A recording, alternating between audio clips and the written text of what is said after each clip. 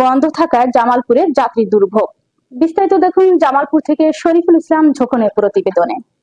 কর্মবিরতির কারণে সারা দেশের ন্যায় জামালপুর জংশন রেল স্টেশন থেকে কোনো ট্রেন ছেড়ে যায়নি। বাতিল করা হয়েছে আন্তনগর লোকাল ও মেল ট্রেনের যাত্রা। হঠাৎ ট্রেন চলাচল বন্ধ হয়ে যাওয়ায় চরম দুর্ভোগে পড়েছে যাত্রীরা। জামালপুর থেকে ঢাকাগামী আন্তনগর তিস্তা এক্সপ্রেস, যমুনা ব্রহ্মপুত্র জামালপুর এক্সপ্রেস, চট্টগ্রামবাসী বিজয় এক্সপ্রেস, কয়েকটি মেল ও লোকাল ট্রেন সহ সব ধরনের ট্রেনের যাত্রা বাতিল করা হয়েছে।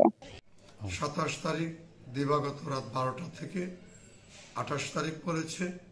সেই সূত্র ধরে এখন পর্যন্ত রেল যোগাযোগ বন্ধ রয়েছে।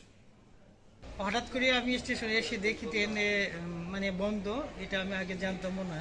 এখন আবার ঢাকা যাওয়া অতীব জরুরি, কিন্তু সেই ক্ষেত্রে ট্রেন ঢাকা থাকার কারণে আমার মতো বহু যাত্রী তারা এরকম দুর্ভোগের শিকার হচ্ছেন।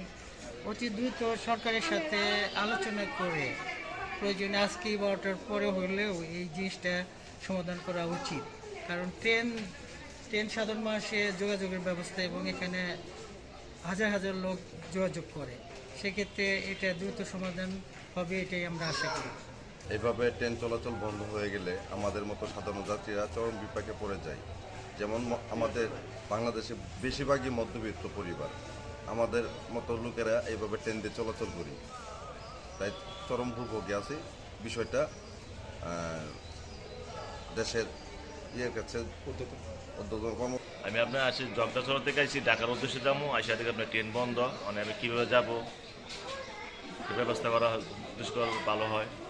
আসলে তো আপনার একে গেলাম গা, বিপদে বেরিয়ে গেলাম গা, ঢাকা আমি কীভাবে যাবো ভাই বলেন। আমি টাঙ্গাইল থেকে আসছি ট্রেনের উদ্দেশ্যে, আইসা দেখি যে এখন ট্রেন চলাচল বন্ধ। এখন আমি দেখলাম যে কোন উদ্দেশ্যে কীভাবে যাবো, এখন খুব চিন্তায় আছি।